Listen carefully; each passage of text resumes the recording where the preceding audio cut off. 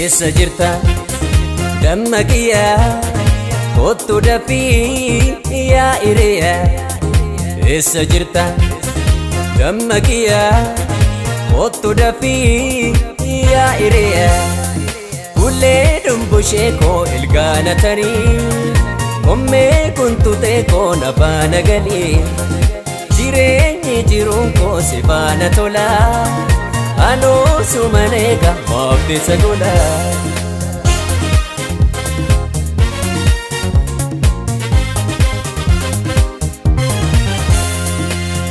Ogumaa si argadhu kiyya lubbuun samii tolaanaa.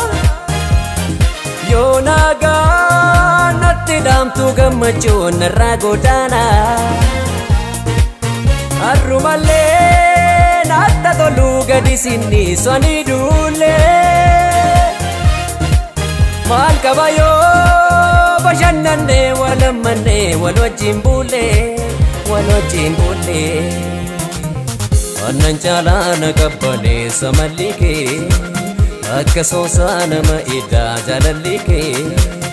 Ansi malee yoo malleen qabu fayyaa sinaaf wayyaa kottu dafii yaa hiriya. Annan jaalaana qabbaneessa malli kee akka soosaa nama iddaa jaalalli kee. Ansi malee yoo malleen qabu fayyaa sinaaf wayyaa kottu dafii yaa hiriya.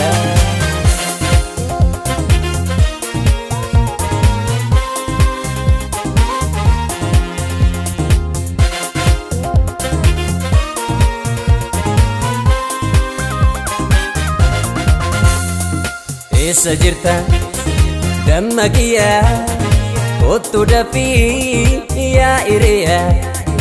Eessa jirta dammaqiya kottu dafii yaa hiriya. Kullee dumbushee koo ilgaana tarii kommee kuntutee koo na baana galii.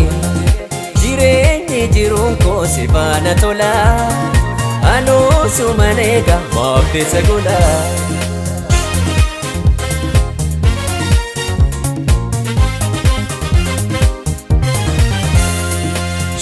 Shurrubbaa locha mataa kee dugdarra ciisa loo eega jawwee.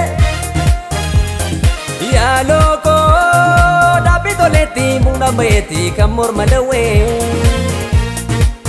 Waa tokko namni singitu ilaaleen jirtu konnaa si hawwee.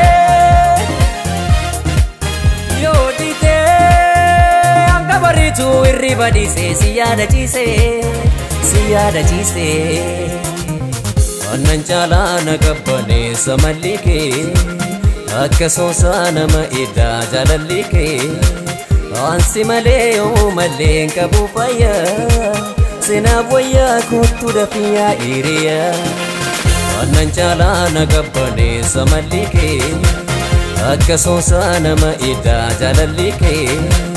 Ansi malee yoo malleen qabu fayyaa sinaaf wayyaa kottu dafii yaa hiriya.